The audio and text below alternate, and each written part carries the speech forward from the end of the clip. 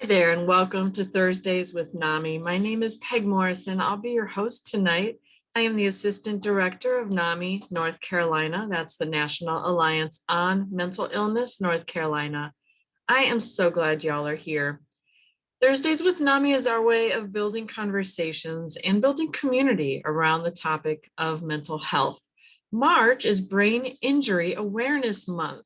In honor of that, and really because he's an awesome person with so many insights and so many stories to tell, we'll be talking with Matthew Ho. Another one of his big topics is moral injury. He's a veteran, a Marine veteran, a former State Department employee, and a creator of a very thoughtful blog, which you can check out at matthewho.com. In my view, Matt is a NAMI person. He's been through a lot, and through his recovery, he gives back a lot. We'll be talking with Matt in just a moment. As usual, the first part of our show will be an interview with our guest. Partway through, we'll show a video of the week, and then we'll spend time answering questions from you, members of our virtual studio audience on Zoom and Facebook. Now we're going to have a quick word from our sponsors. Thursdays with NAMI is funded in part by the North Carolina Department of Health and Human Services, Division of Mental Health, Developmental Disabilities, and Substance Abuse Services through the Federal Community Mental Health Block Grant Fund. We so appreciate their guidance and their supports. And now, without further ado, I'm so pleased to introduce Matthew Ho. As I mentioned, he served in the State Department, and he served with the Marines in Iraq and the State Department in Afghanistan.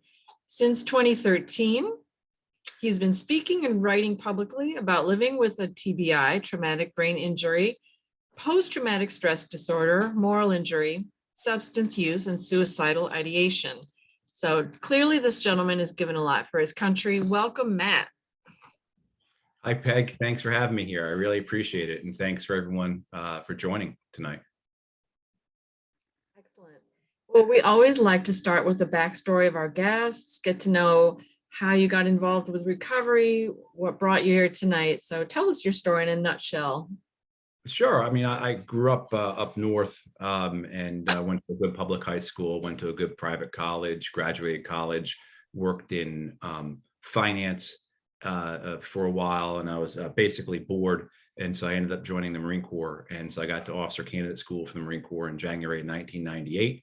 And that's kind of a truncated version of it, because there was always this duality in me, and what I was going to do with my life, how I wanted to serve, what I believed to be true, whether the T with capitalized or not in true.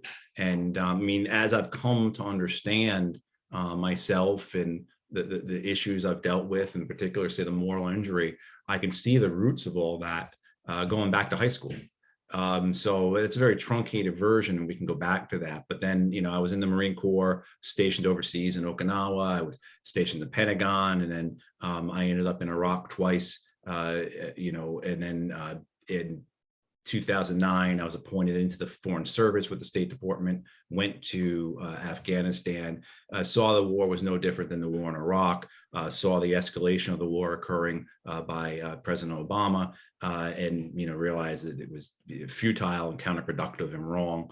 And at that point, I was morally and intellectually broken. I was suffering, though I didn't realize that I did, but I didn't really realize that.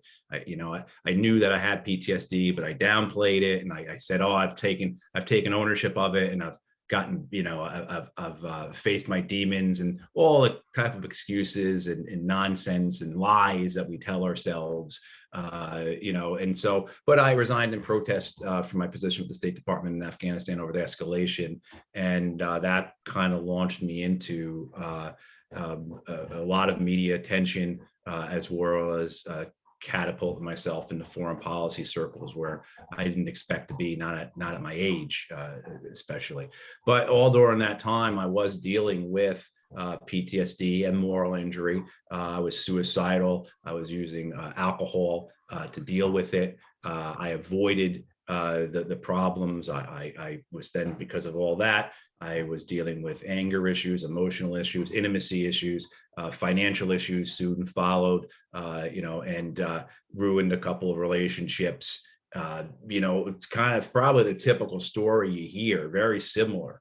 And I know later on we'll talk about what I did to get better. But one of the things was seeing that other people were dealing with the same exact things that I was dealing with, and hearing their witness, hearing their testimony about their own experiences and saying, oh God, that's just like me. Okay, well, let's keep watching this video and see what they did. But it wasn't until beginning of 2012 that I began to get help, and started seeing a therapist and started trying to be sober. And that's been a relationship now with therapy going on more than 10 years now. The other part of it is that as I was starting to understand the moral injury and the PTSD, and then all the things that are ancillary to it and secondary to it, the depression and the substance abuse and the, et cetera, et cetera, traumatic brain injury symptoms started to emerge. And my traumatic brain injury is most likely explosive blast related. I was a combat engineer in the Marine Corps, so I've been around hundreds of explosive blasts, both in training as well as in combat. And as people are familiar with the TBIs that people in the military, veterans of wars, are experiencing, it's similar but different to what the football players, the rugby players, the boxers, the athletes experience with their TBIs, where there's a latency in the emergence or manifestation of symptoms. And that's certainly what I had, because last time I was around a blast that would have done anything to me was probably 2007. Right. And then it was not until 2014 or so, maybe late 2013, that these symptoms start to emerge. And so as I'm getting kind of a handle on the PTSD and moral injury, or I think I'm getting a handle, because you never really, I think you always overestimate yourself where you're at, particularly early on in your recovery. So as things, if you're charted, as things were maybe getting better, progress was, on the other side, here's the TBI symptoms. So really hit a really difficult spot, wasn't able to work for 5 years because of the TBI symptoms.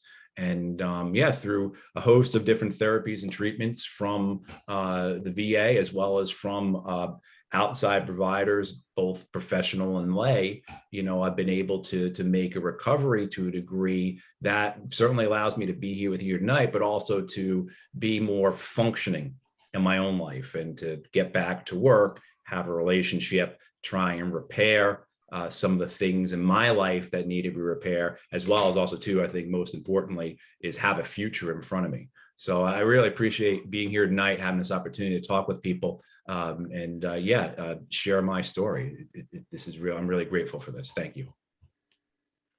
Absolutely. And I've shared on the show before that I've had some trauma and I'm in recovery myself. So a lot of your story resonates in terms of the recovery part, and especially your comment about, you felt like you were getting a handle on the PTSD and the substance use, and then the moral injury came in. In general, with recovery, there's this wave theory phenomenon, this 2 steps forward, 1 back, 2 steps forward, 1 back, and it's extraordinarily frustrating. But then you finally get used to it. At least that's what happened with me. It is. And I think a lot of times you hear that you're going to be in an 8-week long group and you think, great, 8 weeks, this is terrific. And then you meet somebody who's like, are you kidding me? It's gonna be 80 years, man. You're gonna be doing this for the rest of your life. And that's okay. That's okay when you understand that and you accept that. I think for me, some of the best parts of being in group therapy, but at the VA with fellow veterans, is being in with these, Vietnam veterans who are 40 years older than me, some of them 50 years older than me, and seeing that these guys are still coming here and hearing their stories and hearing that, okay, it's tough, it's difficult, but it's okay. It's okay, because this is what it's really like. This is, you wouldn't, if this was a physical wound, say you lost your fingers or something like that, you wouldn't underrate that. You wouldn't underestimate that. You wouldn't say, oh, it should be better. Your fingers are going to be gone, type of thing. You accept that eventually. I'm sure that takes a long time, but you accept it eventually. And I think it's the same with these invisible wounds. And when I say invisible wounds, I know that tends to be kind of a veteran specific articulation, but I think in general, mental and emotional and also spiritual issues, has this permanence to it that we learn to accept, and that we manage, and I think for some people, maybe there is an end to it, but for many others, there's not. And, that's okay. You learn to accept it and you live with it and you do what's best, and it becomes, and I think it's not cliche to say that there are ways that these struggles, these issues, this phenomenon that we live with can actually be a positive thing for some of us, once we learn to accept and live with it. Right, well said.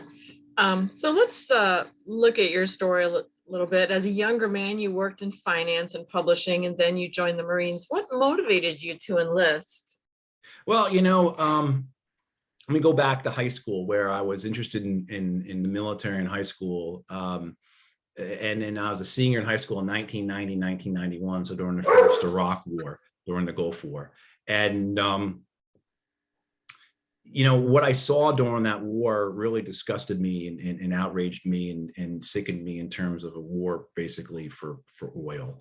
I decided not to go to West Point, decided not to take the Army ROTC scholarship I had. I went to college and, I studied a lot of philosophy. I was a comparative religion major, also a literature major, so a lot of big kind of thinking kind of stuff, trying to figure out the world and the universe myself, I guess. And when I graduated, I found that I was bored and I wanted to take part in things bigger than me. I wanted to prove myself. I wanted to do something serious, if you will. And I wanted to be a firefighter, and that wasn't a viable option at that point in the 1990s, and different reasons for that. But I ended up in the Marine Corps. And because I wanted to be part of something, again, serious. I wanted to be part of the big, the big hand movement, movement of history or of time, right? And the issues I had before, I didn't think they were relevant any longer. I didn't think that I thought history, while academically, intellectually, I would say history is a continuous line. I think like most generations, we say, well, our generation is going to be different. That what occurred in previous eras, previous wars is not going to occur in this one. And so in January 1998, I ended up in officer candidate school. And, the first several years of time in the Marine Corps was more or less, peacetime, if you will, for the Marine Corps in general. And then of course the wars came, and that changed everything. Yeah, interesting. That it sounds like you were very focused on ideas and meaning, and that was central to a lot of your decisions. Yeah. Yeah. How did being a Marine change your life? It was of course a life-altering decision. There are some benefits from it in terms of things I was taught, the type of relationships I had, and friends for life, that kind of thing. But I have to look at it and say, the negative outweighs the positive. For all the great stuff the Marine Corps taught me about leadership and management, for all the friendships and experiences I had, I've been to 40 some odd countries, and a lot of it has to do with the Marine Corps. And because the Marine Corps brought me to the Pentagon, and that got me in the State Department, and I had I've spent the last 12 years at a think tank, which I think, if I have to go back in time and tell my 18-year-old self, because not only was I interested in the philosophy and the religion and the literature, I was also always a history nerd and a current events nerd. So I always had a subscription to the New York Times and the Economist. So if I was to say to my 18-year-old self, hey, you're going to be a senior fellow at the Center for National Policy, oh my God, that would have been just astounding. So, I understand that was the path. The Marine Corps is the path that brought me there. But the negative outweighs that. I think one of the things about the trauma that I experienced, and that brings me here with you all tonight, and that has informed, so much of my adult life, is that it's perpetration-based. Is that, as a, in the acronym is PITS, perpetration-induced traumatic stress, is that you come to the trauma not as a victim, not as a recipient, but as a giver, as a bringer of the trauma, as a perpetrator of the trauma. And so if I have to go and I have to kind of weigh my time in the Marine Corps, you have to say, well, that's what dominates, that's what matters most, and that perpetration is what it brings is the moral injury. And the moral injury is what brings the suicidality and the suicidal ideation. The PTSD itself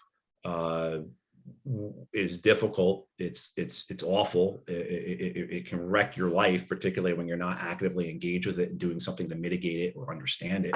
But it's the moral injury that is what makes you want to put a gun in your mouth and blow the back of your head off. And that's what, my understanding and many others' understanding is. That's why you see suicide rates among the youngest veterans of the Iraq and Afghan war anywhere from 5 to 14 times higher than their peers, right? I mean, it's the act that you did something, you perpetrated, and that's what moral injury is, that you've transgressed. So I think that looking back is, I mean, and I'll say this about the military in general, we bring young men and women from all around the country, all walks of life. Most of them come from working class backgrounds. But we give them amazing responsibility. We teach them all kinds of things. And then the end result of that is killing, so there's a sadness about the whole experience that this is what, with so much that we could do in the world, this is what the emphasis is for, a complex, an organization that's now almost $800 billion a year. And so you see this in terms of the effect it has is that type of trauma, that particular kind of trauma that is, again, perpetration based. Wow. Yeah, I imagine you've seen an awful lot, and it's hard to imagine carrying that weight. Yeah, I think Meg, the key point is done an awful lot. I think that's the key point, is done a lot, not so much seen, but done and participated in, deliberately did things that, in the time, it may not have been deliberate. It may have been near involuntary because you are in a survival experience situation in many cases. But when you're removed from that, and you look at the circumstances and you particularly wonder, was this just or not just? When you feel that maybe you were lied to about the war, right? When you begin this process of understanding who your enemy was. And in my case, say, when I had command of a company of Marines and sailors in Iraq, and there were 153 of us, and I realized that when we were in Anbar province, which was the second most deadly province during the war, in the war after Baghdad. When you look at that and you say, these 153 young men who are with me, if they were young Sunni Ambaris living here, 51 would be dead, 51 would be in Abu Ghraib prison, and the other 51 would be fighting us. They're no different than the young men who are fighting us. When you understand that, you have to grapple with that. And there's not a lot of resources. There's more now, but go back 15 years, there's really not a lot of resources to deal with that. And this type of conversation is forbidden politically in many ways. This is unpatriotic. This casts aspersions on the military. This is, it goes against the whole support the troops, thank the troops kind of framework. But it's key to understanding why you see such high rates of suicide. And this is not anything new. I mean, the Romans and the Greeks spoke about this. Shakespeare wrote about these kinds of things. The Civil War, the vestige of the Civil War, the decades after, the hundreds of thousands of veterans who die after the Civil War from all types of things, suicide, exposure, overdose is huge after the Civil War. A lot of it comes back to the horrors of the war. And what are those horrors? Well, they participated, they did things, even to people that at the time it was correct to do so. And you see this even in World War II veterans, where World War II veterans have much higher rates of suicide than their peers do. In 2010, there was a study that showed that World War II veterans, who at this point are in their 80s and 90s, are killing themselves at rates 4 times higher than their peers were. And so you're looking, well, hey, you guys were defeating the Nazis. You were liberating the concentration camps. You were defeating Imperial Japan. This was a good war. That doesn't matter when you get to the perpetration aspect of what the soul is involved with. So it's I think, like a lot of other aspects of mental health and emotional and spiritual health, it defines just straight line logic and rationale and reasonability, because you're getting into very heavy issues of morality and this issue of transgression. And yeah, so I always want to make sure people are aware it's about participation and perpetration as much as it's seeing things. Of course, you see things that are traumatic as well too. Yeah, I hear you. What happened after your second deployment to Iraq? Came home, and that was a very difficult deployment.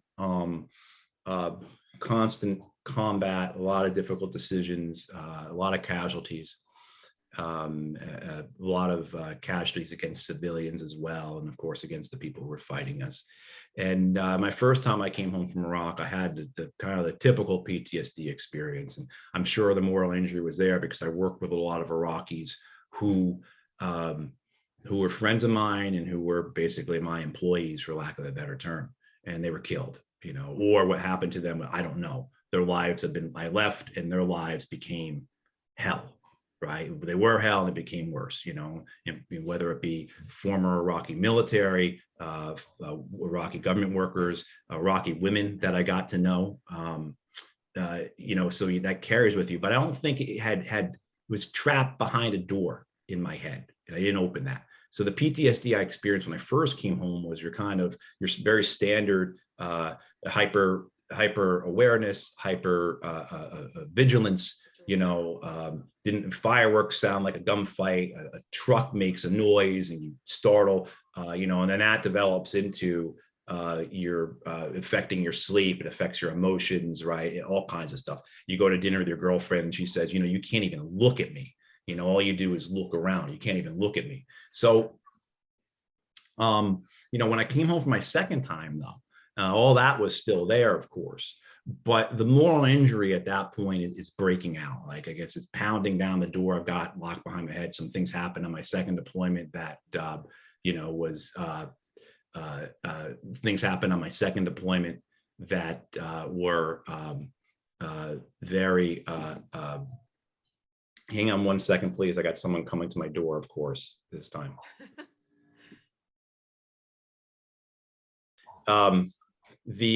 So I think that had just gotten to a point where, even though it was what was really weighing on me, it was also too subconscious, in that I wasn't dwelling on it. I wasn't thinking about it. There were things that would pop up and everything, and there were so many things that had happened.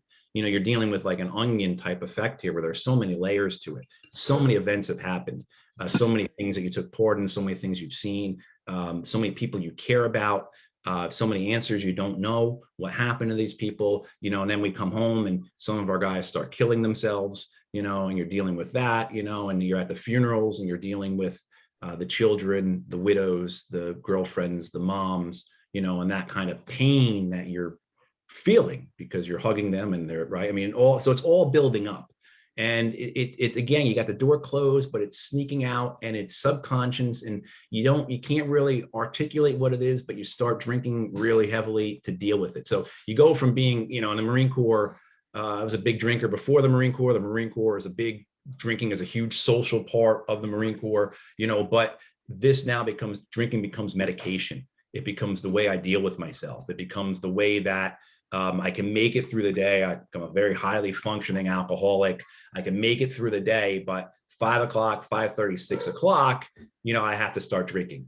And, what happens is you've also got the PTSD. So, my days after work before I went back to Afghanistan would be, you get off work, you get home, you open a beer, you drink the beer, you open another one while you're changing to go to the gym, because you got to work out, your PTSD is going, so you got to be prepared, so you go to the gym, you come back, and then you just drink the rest of the night, you black out, you wake up, you go to work, you do it all over again. And, that's how you're living, and you're functioning very well, actually, and you've got people who support you. My boss knows about this, but he's a vet as well. So he excuses the fact that I roll into work and I stink like a brewery or stink like a distillery, so, but it keeps building and building, and you need to drink more and more to deal with your subconscious is gnawing at you. And I would go to a bar. I was living in Arlington, Virginia, and Fort Myer, of course, is right there. And Fort Myer is where the cemetery is.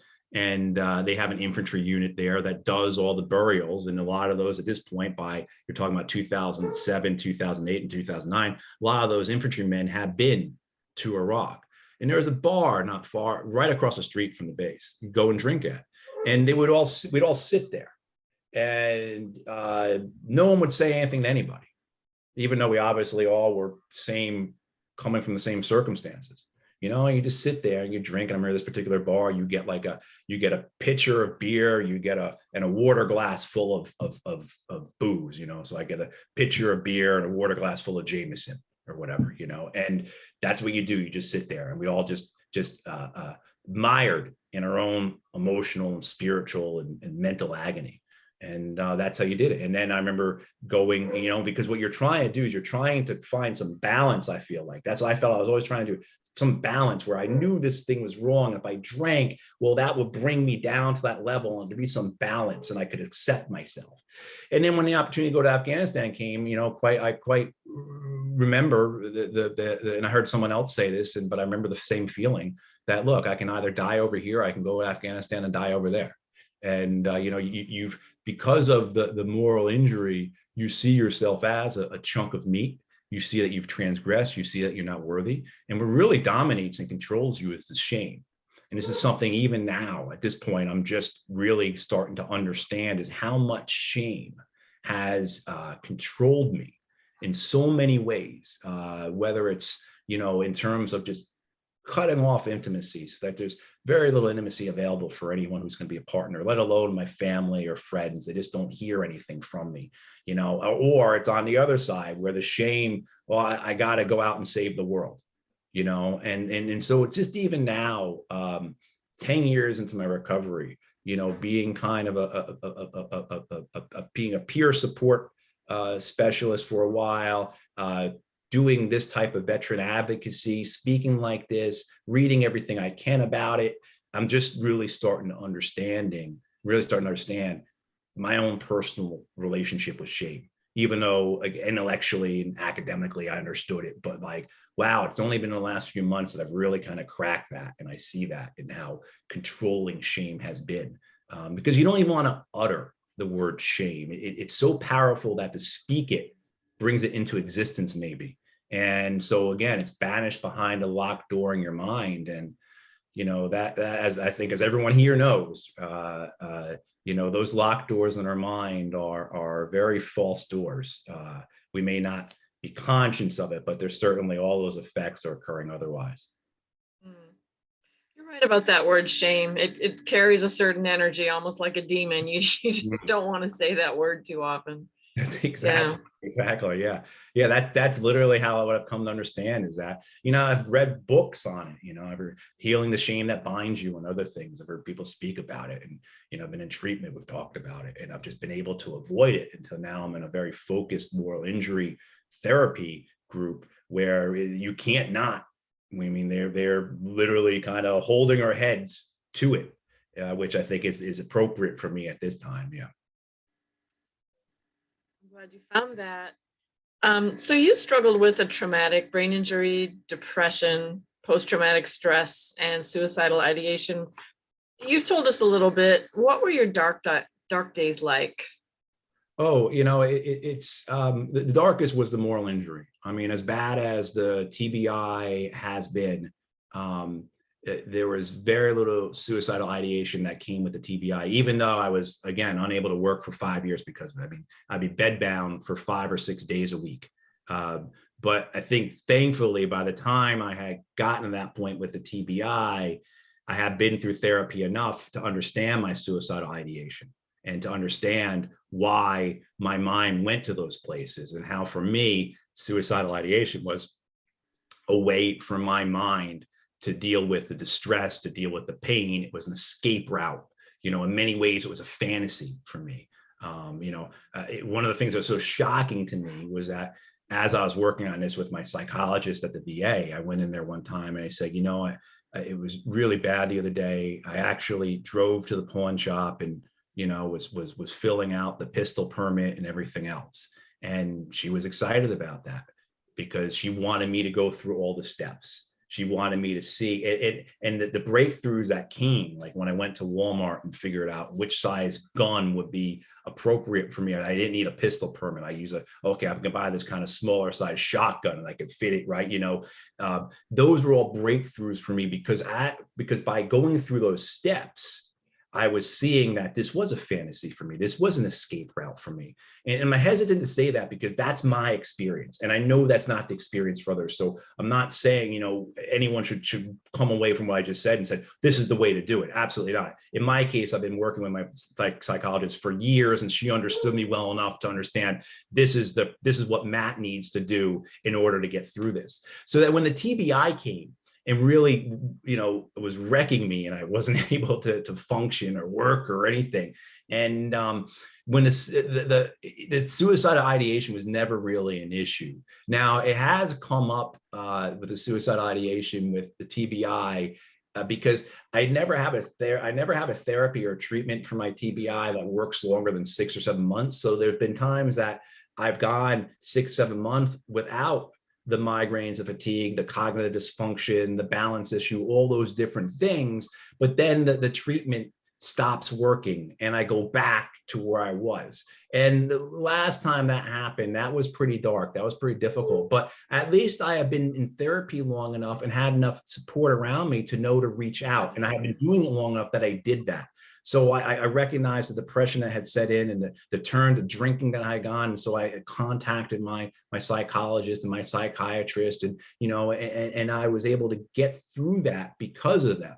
And so now, as I'm dealing with it, and if the current treatment I'm on for those symptoms, if that wears off again, if the medicine stops working, kind of thing, I feel like I'm in a pretty good place that, okay, I've got these people I need to start talking to right away, because I know how, demoralizing this is going to be to go back to, last year when it happened, I was in a divinity school. I was studying to be an interfaith chaplain and got through the first semester fine, and 5 classes, 5 A's, right? And then the second semester, January is okay. But then I have to, by April, I have to drop out of the school. And that kind of was such a punch, was such oh, I can't believe this is happening to me, that it could have been very destructive. But fortunately, I had the structure around me and I had done this long, been doing this long enough now to be willing to reach out for help, because I think that takes so long for us to do that.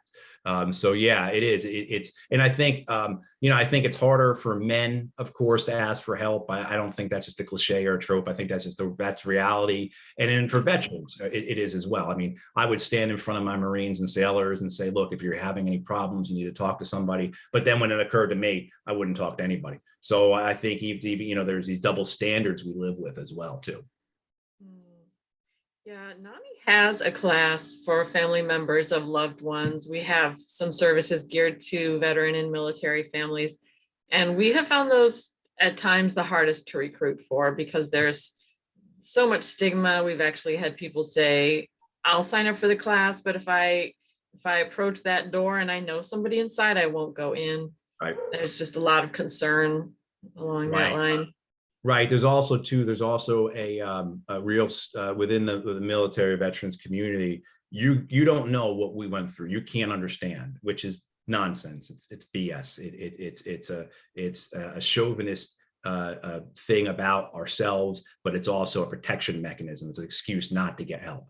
But it's real, and it's not really how I felt when the first person I got help with, a private therapist up in DC, because my girlfriend at the time dragged me to go see him. He had been in the Navy, had been a corpsman.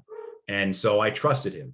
Okay, this guy, he was with the Marine Corps, so I can trust him. What we have this attitude as veterans. Well, if you didn't carry a rifle, I don't want to talk to you. You're not worth talking to. You won't understand, whatever the excuse is. And then after you've been in therapy for a while, you realize that, well, that's not true. That's suffering is suffering. You take a very Buddhist approach to it, I think. And suffering is suffering, and you learn to trust. But that's another aspect of moral injury. It's an aspect of PTSD. And there are some parts of of TBI also too that affect your ability to trust. And then we talked about shame before. Shame just totally destroys trust on both ends. I don't trust myself, and so yeah. Right.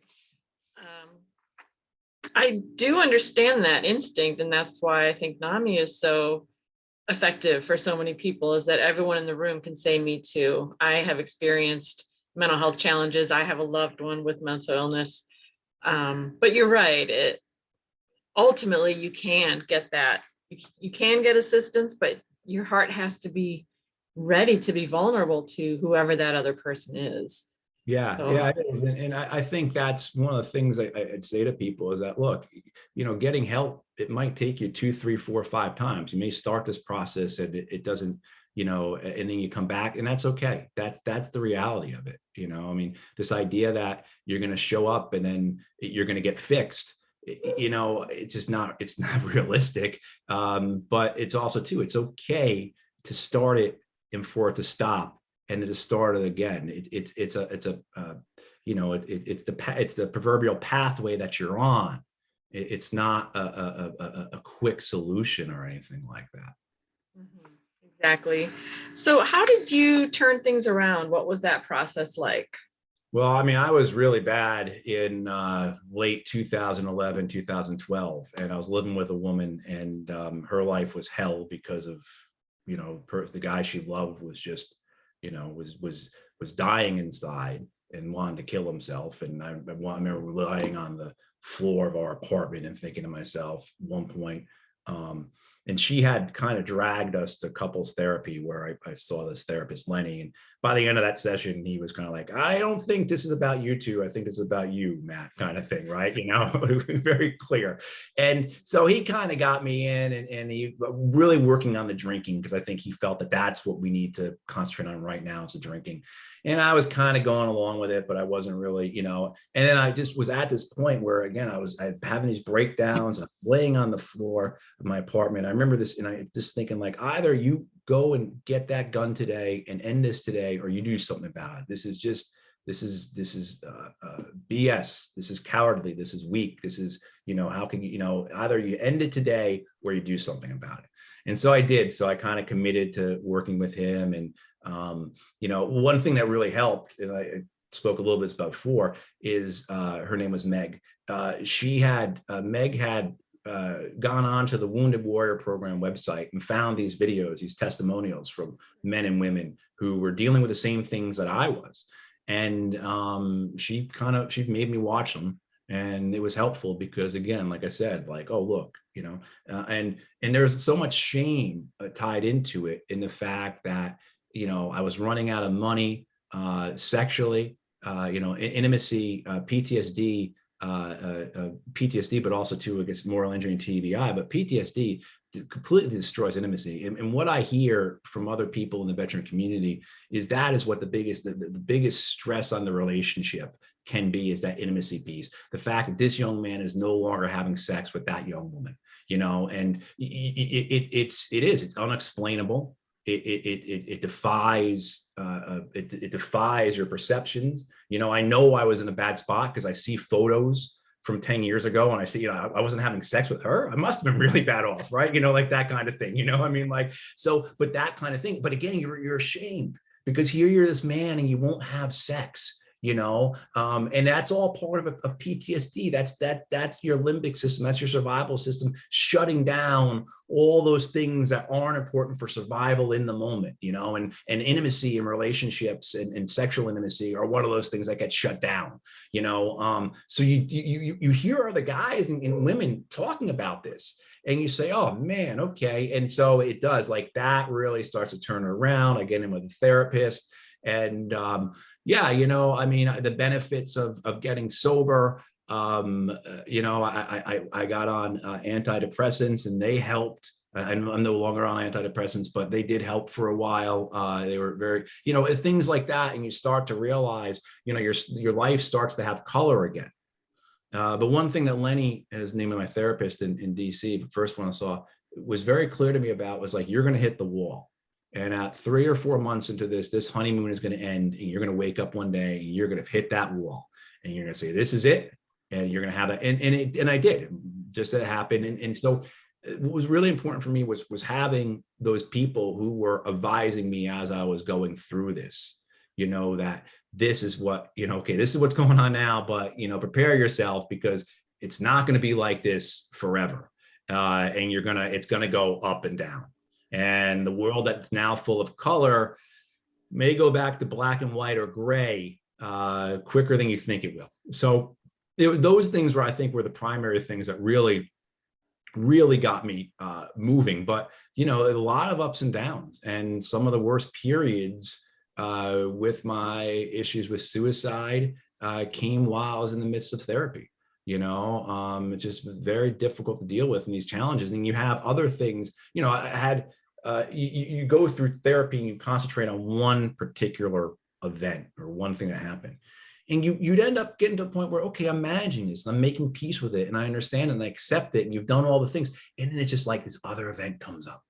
Yes, it Right? does. And that's just the way it is. And, and it's just the despondency that can come from that, and right. I mean, all the things that can come out of that, so it is, but it's having people who are honest, who are saying like, look, this is going to be difficult.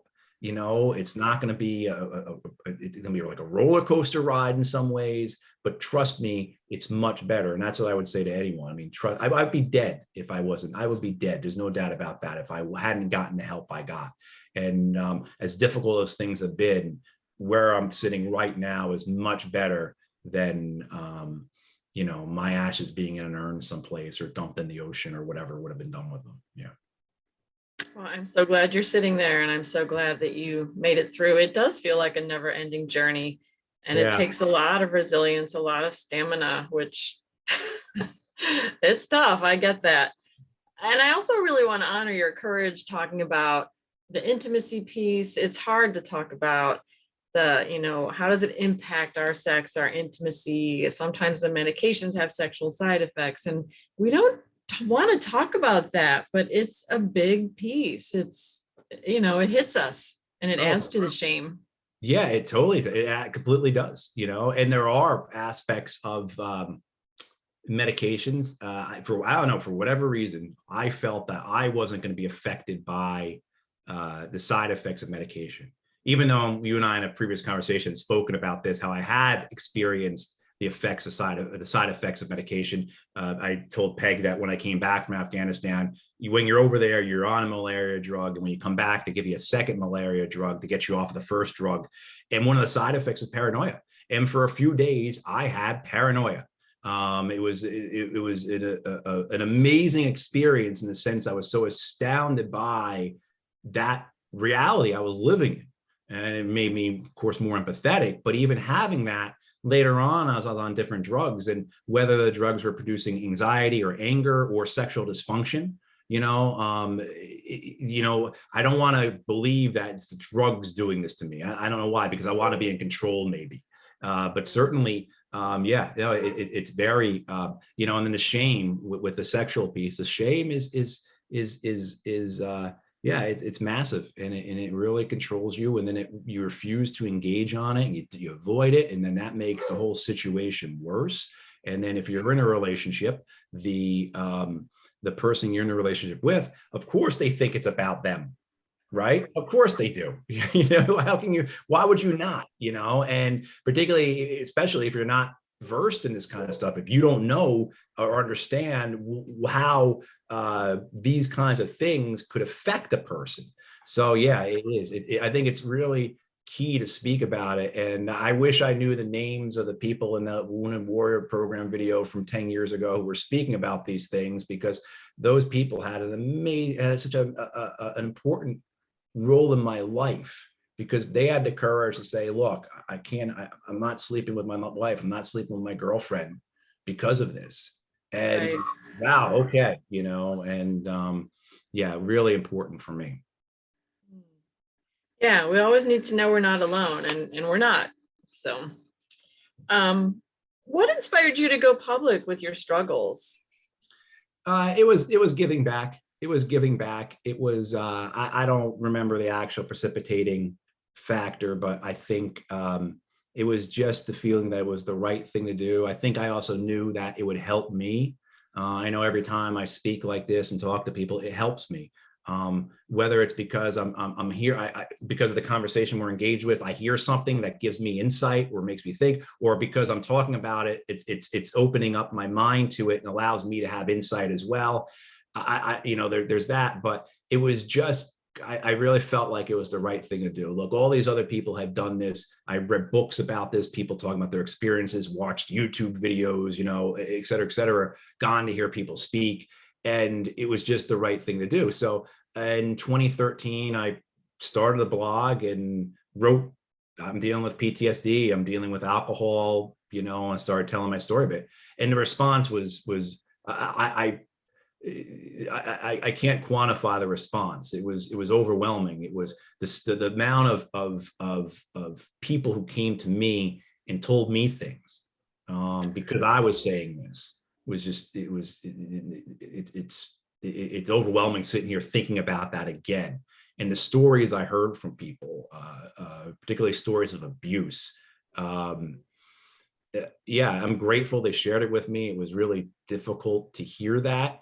But one thing, to go back to the shame piece, one thing I always remember about that is people almost always, when someone would tell me about my mother would do this to me, awful, absolutely awful, horrific, the idea of it. They would say, but what I went through was nothing compared to what you went through. So there's like this shame piece that doesn't even allow us to acknowledge the reality of what we suffered, of what we went through, of what was done to us. Because it's like, and maybe there's elements of defense in that. It's a protection thing to minimize the trauma that we've endured, right? Okay, it wasn't so bad. But there's also a lot, I think, is a shame. I'm not worthy enough to have suffered, right? And I'm certainly not worthy enough then to be allowed to have this space where I can say that I've suffered and I'm trying to heal and then I'm worthy of healing, because the shame just pushes and pushes and pushes down. But yeah, I mean, so I started and then I do foreign policy work and part of a think tank and everything. So, kind of was able to merge that work with the emotional, mental, spiritual stuff. And sometimes I think I've been successful, other times not, but yeah, it is. It's I'm glad I did it, and I would encourage others to do it as well, because the benefits you get from talking about it, and one, you're helping others, of course, but benefits to yourself are really immense. So I always say that there's a selfishness to speaking out that is a very beneficial selfishness. Wow, that's wonderful that it's helping both sides then. What projects and passions are you pursuing today? I'm involved in a number of things. I was speaking to you before about being in divinity school. I was in a Buddhist school to be an interfaith chaplain, and I think that's ultimately what I'd like to get back to. Whether or not I would practice and do something, I think that there is some ways I could give back and help others and continue to heal myself. I'm also, involved in a number of organizations and advocacy groups, particularly anti-war groups or pro-peace groups. And I also work on social justice things, which is a way for me to atone, which is a way for me to repent, which is a way for me to try and repair some of the harm that I feel like I've done. And that's a really difficult thing to balance, because again, with the shame, with the regret, the guilt, that defines the moral injury, you're always trying to make up for it. Nothing is ever good enough. And so do you go too far in terms of trying to save the world because you're trying to atone and repent and make up for, you're in this constant lamentation. And, that's a very serious part of moral injury, where the moral injury becomes your identity. You become this broken warrior, this wounded warrior seeking forgiveness, and never forgiving themselves. And it's so, I've become more cognizant of that, of how I've done that. At the same time, too, I don't want to diminish my own political and economic beliefs. And, I'm politically active. I have a political campaign I'm running here in North Carolina right now. And so, there are those things, but, as I move forward and understand myself better and understand, all the things that have built to this point, I can see how, okay, maybe I've done this because of this. A lot of times it's subconscious, unconscious, desire to do better, and other times I've done things because I want to do better. Because look, I joined the Marine Corps thinking I was going to be wearing a white hat. And you ask any of the Iraqis or the Afghans where we were at, and we weren't guys wearing the white hats, we were the guys wearing the black hats. So how do I find something where I actually am of service and where I actually am the guy wearing the white hat this time? So you try and just do better, I think is the phrase that I keep coming back to. Yeah. It's difficult to discern in life sometimes. You think you're following the path that's right for you, or that feels right or looks right by some standard, and then you wake up one day and it's like, why am I on this path? Yeah, I get that. Yeah. Again, a lot of it goes back to that, what I said very early on, the big T truth versus small T truth. And, for whatever reason in my life, that was always a big thing for me. And here I am, I'll be 49 next month, and I don't know, and I guess that's what I'm learning to accept, is that I don't know. Right.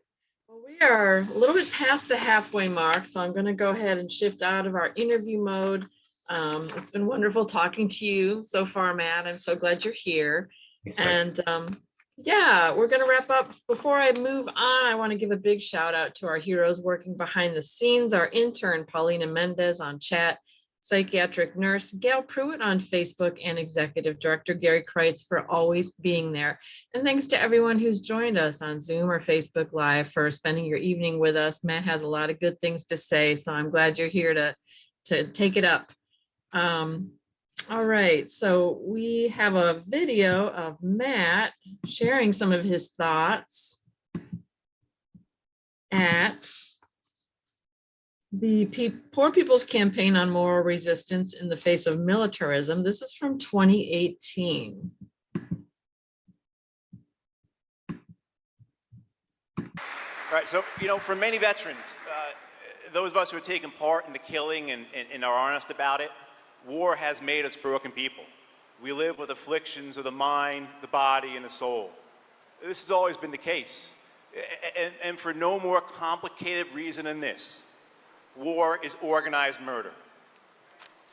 The effect of it has been, and always will be, a very profound and damning effect. Thank you. Even in our good wars, the Civil War, after the war is over, 400 to 500,000 men died of morphine addiction. Contemporary tales talk all the time about the old Civil War vet drinking himself or shooting up or smoking himself to death in the 1870s, 1880s, and 1890s. Our other good war, World War II, 16 million men and women went to war. About 7 million of them saw combat. Of that, 1 million were discharged, over 1 million were discharged as psychiatric casualties during their time in service. And remember, PTSD wasn't recognized by the VA or by the American Psychiatric Association until 1980, until those men were in their 60s or 70s. For my generation, can I get a thing of water, please? I'm sorry, one of the things also too is I take some meds that makes my mouth dry. Thank you.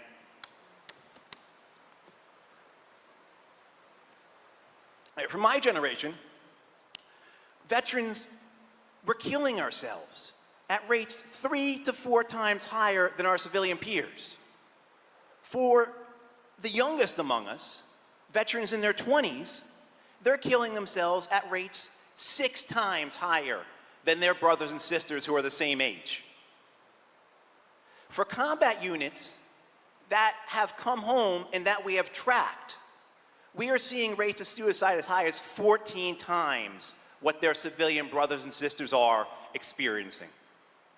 And this is true for all generations of veterans that have been to war. World War II veterans are killing themselves at rates 4 times higher than men their same age who did not go to war.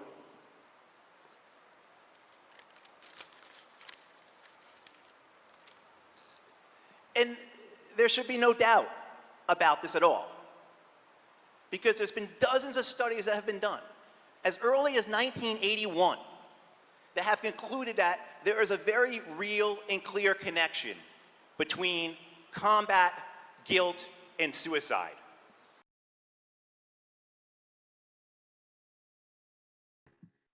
All right, very powerful words there, very powerful words. So appreciate all that you've shared tonight, and we're going to take questions from our virtual studio audience. We've got a few lined up already. If you're new to Zoom, just type your question into the conversation bubble. It says Q&A. It's sort of on the center left bottom of your monitor, depending on your device.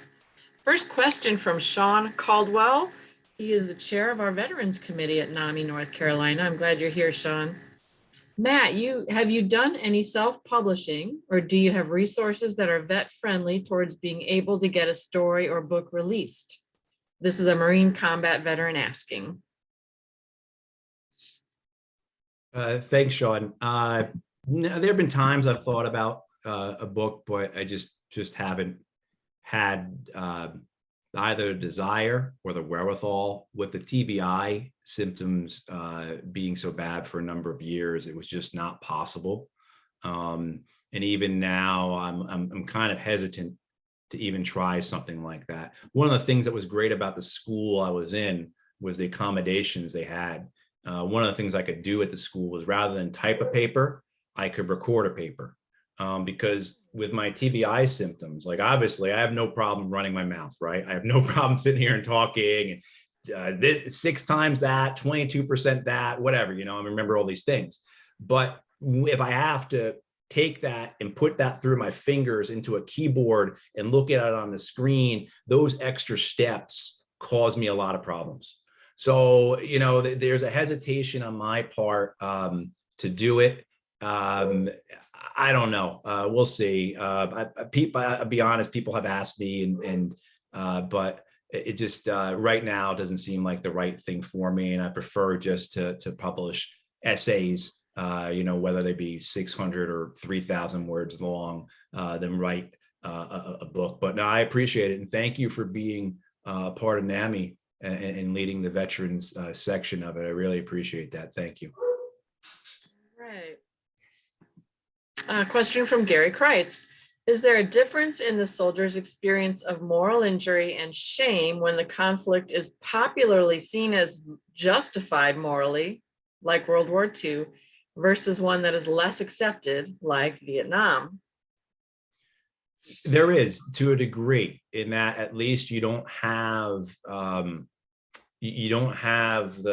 controversy of, say, with the Iraq War, where we lied into war, right? That then goes into the, was this war just? What was I doing over there? Was it, you know, I mean, but what we know is that the veterans of those good wars have experienced incredibly high suicide rates. I spoke about it a bit in the you know, as well as just the trauma of war. You know, during the Second World War, you know, as people are more digging more into this, we're understanding more about it, and the information's all there, just that it was chosen not to be looked at. And actually, the U.S. government actively suppressed and censored this information in the years after the Second World War. There's a film called Let There Be Light that spoke about these issues, and the U.S. government censored it, and it was never seen until the 1980s. And you know, so there's an understanding that, yes, of course, there are aspects of wars that are not just that will then feed into the moral injury, but just in general itself. You know, during the Second World War, you know, the Army was hospitalizing, just the Army, not the Navy and Marine Corps, but just the Army and the Army Air Corps. They were hospitalizing 350,000 men a year, hospitalizing. Not right, hospitalizing. You know, you think about what we knew about mental health in the 40s, right? So kind of my point during the presentation was that, look, PTSD wasn't even a diagnosis in 1980. I mean, they called it shell shock or combat fatigue or whatever, but it didn't have the strength of a diagnosis, and it was not really well understood, I think. And you speak with these older veterans, and they'll open up to you, but you also hear the opposite. So I know Vietnamese people, and I know American veterans who live in Vietnam who work on efforts to deal with Agent Orange and removing landmines and unexploded bombs and things like that. And you'll hear this thing that the Vietnamese don't have a suicide epidemic because that was a patriotic war. That was, look, our grandfathers fought the French, and then the Japanese, and the French again, and then and then they fought the Americans, and it was a war of national liberation. And that could be true, but the political climate in Vietnam, from what I understand, is that they don't talk about the veteran suicides because it shouldn't happen, because this is a war of national liberation. But from everything I understand from both Americans and Vietnamese, there certainly is a suicide issue among Vietnamese veterans. So I don't think that there's any evidence that says this is constrained to one group. And you hear a lot of bad information, a lot of misinformation. There's this nonsense that the Israelis don't have high PTSD rates. The Israelis have some of the most high PTSD rates in the world. And if you talk with Israeli military veterans, they will tell you the same thing that American veterans will tell you of Iraq and Afghanistan or Vietnam. They all know people who've killed themselves. 2, 3, 4, 5 guys from the unit have killed themselves. So there's a lot of misinformation out there as well. Certainly the studies that are available, and there's lots of studies, there's dozens of studies at this point that, as I said in the presentation, show the connection. Most of them are American. There have been some studies from the Balkans that show the connection between combat and guilt and suicide. And it really comes down to this idea of moral injury, this moral transgression. This "thou shalt not kill" doesn't come with an asterisk. And,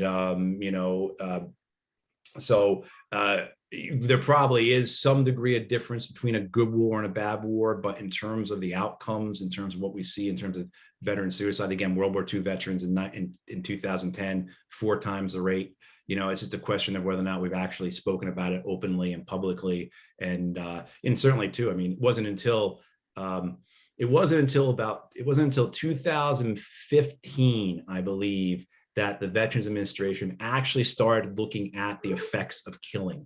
The study comes out, a report comes out around that time, and they have published suicide data reports previously. Up until 2010, the VA is not collecting suicide data on veterans nationally. They're collecting secondhand information on veteran suicide from the CDC, from a handful of states, I think 18 states.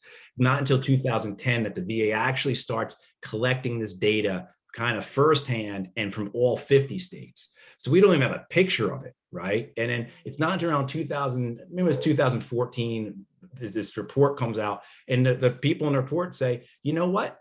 No one in the VA asks veterans whether or not killing has an effect on them. So it's not until the last couple of years, actually a few years, and the people who do the best work on this are the folks out in the Bay Area VA, who are now running a program called Effects of Killing. So it's not until the last few years that the Veterans Administration, dealing with war veterans, actually has programs that are dedicated to the killing experience. So you can really see how so much of our understanding of this is relatively new. And, why doesn't the CBT or other types of traditional PTSD therapy, how come that doesn't work for these men and women dealing with moral injury? And one thing I want to say about moral injury too, because there's a really awful derivative of it, is the military sexual trauma. And you'll see in the military that more men are raped and sexually assaulted than women are in the military. This is because women only make up about 10% of the military. But for women in the military, the studies are either 1 in 4 to 1 in 3 women are sexually assaulted or raped during their time in the military. And when you think that most women are only in the military for 3.5 to 4 years, and they have that experience or potential for experience, realize how massive the issue of sexual trauma is in the military. What makes it into the moral injury component is everything we know about military sexual trauma is that most of the time the perpetrators are superiors to the person who is raped. So that young man or woman is raped by their corporal or their sergeant. And the person who was supposed to be taking care of them, protecting them, leading them is the person who does that crime to them, does that assault, does that trauma. And then when that person, if they are willing, that young man or woman is willing to go to their chain of command and say, look, Corporal so-and-so raped me, Sergeant so-and-so assaulted me, very good likelihood that that chain of command is not going to do anything, that they're going to protect the corporal or the sergeant or the captain or whoever did the assault or the rape. And so that moral injury occurs in military sexual trauma because there's a betrayal, right? What you believed and who you believed that you could trust, whether it be individuals or the institution, has betrayed you. And so that's why you see such high rates of suicide among women veterans, you know, where you see these rates of suicide that just are when compared to their peers, are just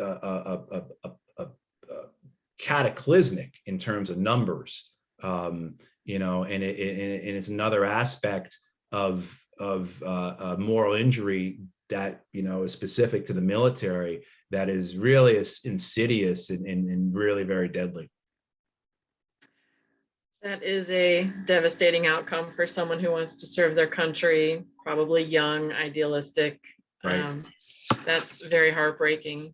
Right. And when you talk to people about this, that's exactly what it is. It's you know, the you know, one, it's that first betrayal, and then it's a second betrayal of being denied justice, being not heard, you know. And this is a real issue for the military, because you can say, well, hey, sexual assault and rape is predominant in our society in a lot of ways, and it's awful. And so, but the military controls its people, it controls its institutions, it has the power to do things that we cannot do as a society generally. It's very different than being at a college campus than being in the barracks of the military. It's very, very different, you know, in terms of what the military can and can't do to protect its people and to achieve justice for them if they've been assaulted or raped. And I think that's why you have some members of Congress, say like Kirsten Gillibrand from New York up in the Senate, who have been very vocal about this, because they understand that abdication of responsibility, that betrayal, that then, if you look at the veteran suicide data, you see among women veterans that, like, wow, this just does not match up at all with, I mean, yeah, the rates among men are incredibly high, but when you look at the women, you know, it just is really sickening because it's occurring. Absolutely. I also wanted to clarify, you mentioned CBT, that stands for cognitive behavioral therapy, for those who may not know, and you said that was not effective for moral injury. It's not. I mean, I think it can be if you're dealing with one particular, and again, this is a lay perspective, my own experience. So, and I think it can be, but the problem is that, again, it's this layer of the onions type of thing. So when I did CBT for a particular issue that I was having moral injury with, you know, a friend of mine died. I was there. I didn't save him. Now, there is no rational or reasonable expectation I could have saved him, but he died. And, you know, I went and, you know, I had to go see his widow and his children. And now those kids are in their 20s, but they were young at the time. This is 2007, you know, and yeah, you know, train, you know, the girls didn't, to tell a little story, I guess, the girls, and forgive me if this is sharing too much or if this is an issue for anyone, but I think it's kind of point about the CBT, the limitations of that. It is, you know, the girls didn't want to talk to me, but his son did. His son was about 5 or 6 at the time. And his son said, why didn't you do more to save my father? And, you know, and even here, 15 years later, I'm having trouble with this, right? You know, there's only so much you can do in a cognitive-based treatment when you're not touching the spiritual, the moral, you know, that types of thing. Why didn't I do more to save Charles? Oh, there's nothing I could have done to save him. I know that. But, you know, morally, my heart, my soul, my spirit, yeah, that's not good enough. So I think, you know, and then too, even if you do well in the CBT, and, you know, I did I'm trying to remember the name of the other treatment I did. Usually it pops right out, but Dialectical. no, no. We just, I'm not, I'll remember it as soon as we get off the call. Right. But, the thing about that is that, you go through one issue over and over, and you go through it over and over again, and then you get through it and you're more at ease with it. But like I said, with the onion, you've done one issue, and now this other one raises up. So as I would deal with, say, particularly Iraqis that I felt I had left behind, betrayed, I felt guilty, I felt responsible. My friend General Abdullah, who was, I met his children, I used to eat with the man all the time. And after I leave, he's executed in the back of the head. And what rationally, what responsibility do I carry for that? Right? How could I have done anything? Was I going to stay there and protect him his whole life? And this is a man who was a former Iraqi tank commander, and he chose to be all those things. But still, all these years later, 15 years later or so, I still carry that with me. And so there's an element to, I think, the traditional trauma therapies, that because you're dealing with this violence, and again, being a perpetrator in the violence, or feeling some type of responsibility or guilt for it, that, it has an aspect to it that, you have to, the name of that therapy was prolonged exposure. There's an aspect to it that, and this is, I think, what the VA is getting towards as they start to do programs like the effects of killing, as they start to say, wait a minute, we haven't been asking them with these guys whether or not they've taken part in killing and whether that stays with them in any way. So yeah, there's those elements to it, I think, that are so important. And I think there's a spectrum of how people respond to that. Some people, I think, are more religious, are more spiritual, are more moral to a degree, and then there are people who are, and then there are people who will respond differently to that, So yeah, I think there's a real an understanding that's occurring, that the traditional therapies and healing practices are incredibly important and need to be done, but there's also other elements to it that may not be there, including, I think, as I go back to what I said about the perpetration, which can really define and differentiate, not just veterans, but certainly the doctors deal with this, nurses deal with this, healthcare workers deal with this, right? The perpetration that I didn't do this right and the patient died, right? I mean, that's the guilt from that, right? The regret, the shame of that, is very, very powerful, and leads to all these mental and emotional and spiritual consequences. Yeah, we have quite a few questions here. I can tell people are getting a lot out of your comments. This is from Kent Earnhardt. What could or should the Marine Corps have done during or after your training to discourage drinking too much and to blunt your moral consciousness or moral injury, if anything? Oh, the drinking, I don't know what they could do about the drinking. I mean, they would do things. They'd, you'd have to fill out these surveys when I was in, saying how much you drank, and it would be a point of pride, because you drank more, and alcohol, it really just was to say that the Marine Corps romanticized alcohol was, that's an understatement. And I think that's true in a lot of different industries. If you're certainly, growing up, my dad was a firefighter. You go to the fire station, the soda machine, there was no sodas in the machine. It was all beer, I mean, like that's, so I think there is particularly, there's a machismo that goes with it, and that alcohol is attached to that, I think, as well. So, I mean, I think it's the education. I think it's the leading by example. But a lot of it with the alcohol is they're also dealing with young people in their 20s who, and that's just the prime time for them to be drinking and thinking this is the way to live my life. This is the way to fully live. And the alcohol goes hand in hand with the Marine Corps, and so it is there something needs to be done. And I haven't been a part of the Marine Corps since 2008. So, I really can't speak to what they've done, but it's, there are certain things they can do. I mean, one thing I saw within the Marine Corps when I got in, they have been cracking down on drinking and driving for a while. And I mean, literally to the point where you had your different clubs on base, and the MPs would sit outside the clubs, and just as soon as someone got in the car, they'd arrest them. And then if you got arrested for a DUI, that was the end of your career. That was it. If you're, that was it. There was no, and so that, like that type of, that's kind of what I was saying about the military sexual trauma. There's things that they can do. The base commander can tell his MPs to sit outside the officers club or the staff NCO club and, wait, kind of thing. And, so there's, but, the second part of the question was about the moral injury. And I think it's hard, to expect when you go into the Marine Corps or the Army and you go into combat arms, or just even in military in general. But the Marine Corps, last time I checked, recruit training boot camp for the Marine Corps is 13 weeks long.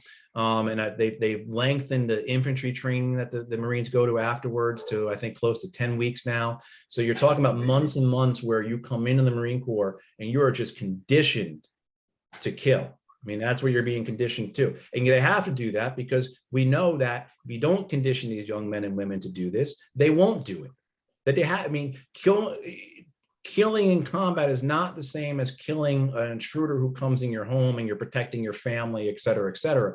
They have learned, and they have scientifically and academically improved their training programs to condition people to kill. There's all kinds of famous author, a guy named Grossman, wrote a book on it called Killology, right? And then you go to your unit and you, if you're in the combat arms, you spend your entire enlistment training to kill. So again, the conditioning. And it's from what I understand, it's since gotten better. But in my time, you were getting out, you went and you sat in a theater, in the base theater for a few days, and you got some PowerPoint classes by some people that you didn't pay attention to. And right. And then you were out.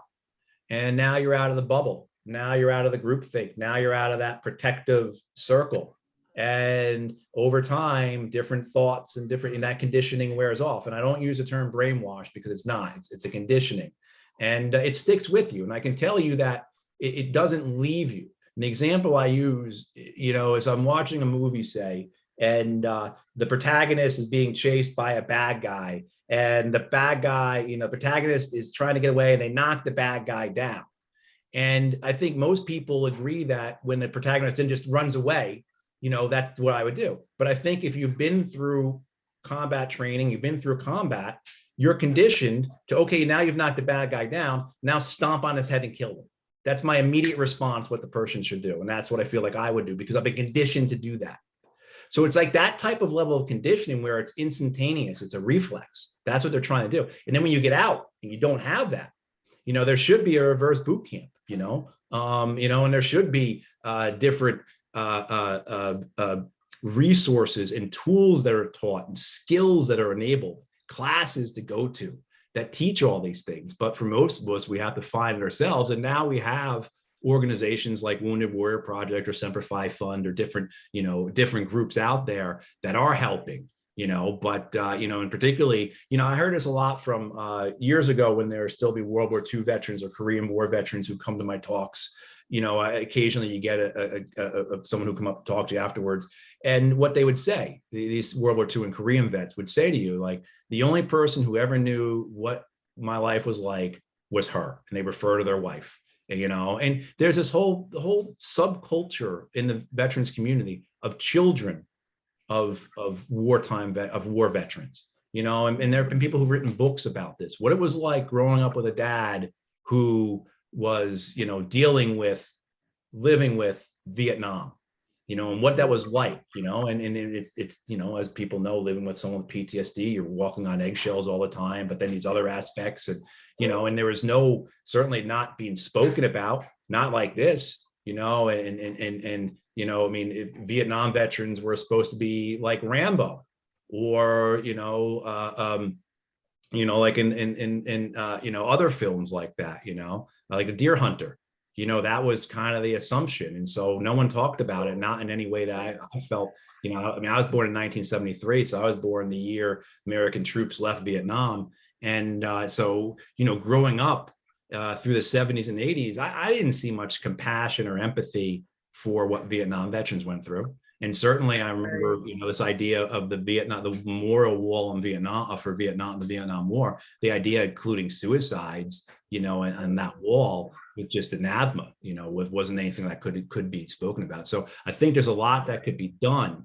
But the issue of moral injury is very politically difficult. I mean, not just politically on the Republican Democratic spectrum, but in the sense of just institutionally. The Marine Corps, the Army, or the Navy, the Air Force are going to say that, okay, we send our young men and women over there and they do immoral things and come back. I mean, and that's not the definition of moral injury, but that's what the perception of it is. And so it's very difficult to get generals and admirals to sign up for this. So yeah, there's a lot. I mean, a lot's been done. A lot more needs to be done. But certainly, in my perspective, compared to say 15 or 10 years ago, it's a night and day situation, and that's good. We are evolving. That is a good thing. Next question: how did you add intimacy back to your life? Oh, I think it was. It's through the treatment. It's through as you're getting your PTSD symptoms under control. For me, actually, I get what's called a stellate ganglion nerve block for my PTSD. If you understand that PTSD is your survival system stuck open, right? So the way I explain combat PTSD to people is that imagine going someplace for 9 months, a year, however long, and you spend every day hunting other people while other people are hunting you. And that's why your survival system is stuck open. That's why, you're constantly producing the adrenaline, the cortisol, all those kinds of things. Well, a number of years ago, a doctor in Chicago said, well, what if we use a stellate ganglion nerve block, which anesthetizes the nerve that's primarily responsible for the production of these chemicals? What if we use that to treat PTSD? And so this guy, Eugene Lipoff, started doing it. And now both the VA and the Department of Defense use it to treat PTSD. The effects are almost immediate. And it takes away, for me, the involuntary symptoms of PTSD. So the hyperstartle, hypervigilance, that type of thing is what it affects. And one of the things that comes out of that is that I'm now able to have an intimacy because I'm not producing all these survival chemicals. I'm not amped up to be ready and prepared all the time. My body's able to accept other things going on, other emotions, other desires, responsibilities, et cetera. So for me, the intimacy really comes back when those PTSD symptoms are diminished by the stellate ganglion nerve block. It's also too, it's understanding it. It's the therapy. It's knowing what I'm going through, experiencing it. It's, as I talked before, it can happen because of medication. You can have sexual dysfunction because of medication, and it's being willing to accept that. It's also too talking to your partner about it openly and honestly, and saying, look, this is what I live with. And if it happens, it's not about you. And you need to talk to me about it because I'm going to be too ashamed to talk about it myself. So it's about in your relationship, getting to a point with your partner that you are willing to discuss these things openly, and you've got the courage to get past that shame, which it took me years to do this. I mean, I'm in a relationship now with a woman, and I've talked to her about this, but you know what? She's like the only one who is actually who's dealt with it over these last 15 years up front. My ex-wife and others, like, no, they didn't get that. My ex-wife learned about it too late to save our relationship. That's for sure. I think those are the things for intimacy that have worked, right? And particularly the thing for me of being willing to engage with it head on. That's a big thing for me.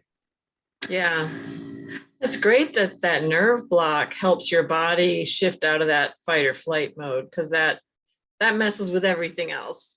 Yeah, it really does. And it's just not just for veterans of PTSD. It's I know people who have gotten it who are not veterans, and it's have worked with their PTSD as well with, and it works with whether it's your PTSD is a results from a single episode of trauma or is a complex PTSD. It helps either. And certainly the name of the organization is now called the Stellate Center. If people want to look it up, Eugene Lipoff is his name. But the Department of Defense and the VA have adopted it, so veterans and service members can get this done. I've had to have 4 of those shots because the first one the effects lasted for like 3 months.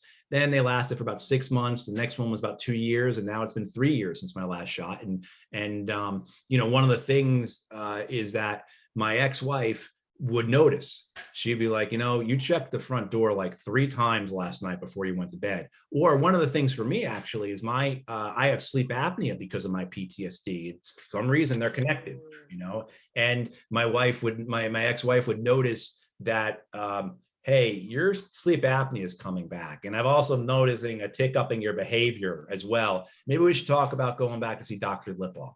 So it's about, I think, really too, having someone in your life who is that partner, who's looking out for you, who's aware of what you're going through and is there to help you, and is doing just like what, Elizabeth did with me, in the sense of like, hey, you've been checking the front door every night a few too many times. Why don't we talk about this a bit and see maybe about, that kind of thing. Because doing it alone is doing it alone, I just don't think is possible. Right. And it sounds like she used neutral language. She described your behavior in a non-judgmental way. Just holding up that mirror can be very, very helpful. We have 3 more questions in 5 minutes. Let's see if we can do a speed round. From John Klein, can you share some TBI symptoms that show up years after an injury? Yeah. Hi, John. So for me, it was migraines, fatigue, cognitive dysfunction, as well. Then I would have anger issues, like kind of emotional balance issues, temperament issues, physical balance issues. Those are the things that were showing up. The most profound would be the migraines and the fatigue, which would completely debilitate me, and I'd be bedbound, and then the cognitive function, which would occur constantly, and losing this ability to do what they call executive functioning, to do the 2 or 3, certainly multitasking, but do, as I kind of explained before, being able to speak like this, but then to put it through my hands and into the computer and onto paper eventually was very difficult. Those were the symptoms for me. There's other symptoms that occur for other people as well. One of them being suicidal ideation. There's a whole host of, what I've learned about brain injury is that there's some overlapping and general things you can say about it, but it appears to me that, everybody's brain injury is fairly unique to each person, which makes it more and more difficult to treat and to heal. So. Makes sense. Question from Sherry Morin. How has speaking about your mental health status and challenges helped you deal with those challenges? Thanks, Sherry. I think as I said before, speaking about it, articulating it, getting it out, the wheels turn in your head, and oh, wait, hang on, kind of like maybe it's given me some more insights. Certainly engaging with other people have given me lots of insights, as well as kind of, the trust to do this, or maybe I should try that, or, okay, it's not so bad that I did this. It's what happens. Okay. Accept it and just move forward and do better, so it's that, and then it gives you the confidence to further pursue healing and recovery. And I think also too, one of the the beneficial selfish aspects is there's an accountability to it. If people know your story, there's an accountability that I now have, because I'm sitting here tonight with all you folks telling you all this. There's accountability to me. I feel that I need to be honest with what I'm saying, and that honesty involves continuing this path on healing and recovery. We would never call you out here at NAMI, just so you know. And final question, Gail Pruitt, our awesome psychiatric nurse volunteer superstar. I am so impressed with your philosophical and intellectual curiosity and your willingness to explore things that are painful. In your recovery, have these things helped or hindered your recovery process? they've helped because a lot of this, particularly with the moral injury, well, two things. One is, and I'm not sure this is so much the intellectual stuff, but the mindfulness and meditation and Buddhist practices that I've been exposed to and I've learned have been integral to me going through the TBI. So when I have these migraines that are just completely debilitating and I'm down for 3 to 18 hours with them, it's that type of mindfulness that understanding duality and other things that has helped me get through that. People ask what's the best thing I've ever experienced to deal with the migraines, and it is the mindfulness. That's the best experience. That's the best treatment. That's the best thing I can do to help myself. And then the other thing, I think those bigger questions, yeah, I mean, that really comes down to the crux of the moral injury, and trying to understand myself and define myself and what do I really believe, and knowing that, it's not like I sat down one day after the wars and said, I did this and this was wrong.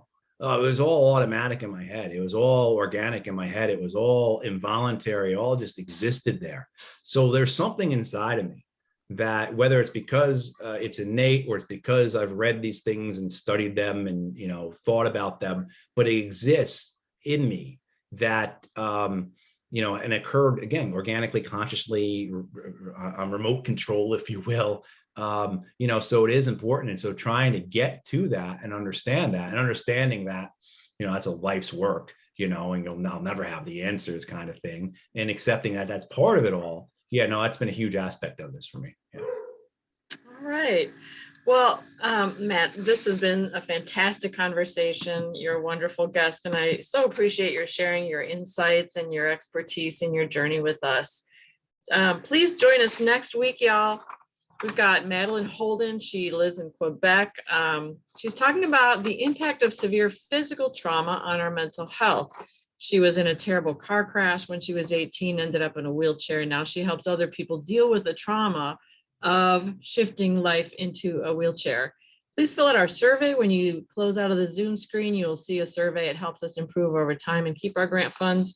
And if you'd like to be a speaker, take that survey and let us know. Thank you, everyone, so much for being part of our night and for being part of NAMI. If you feel alone, please reach out to us. We understand and we're here for you. Thank you so much. Good night.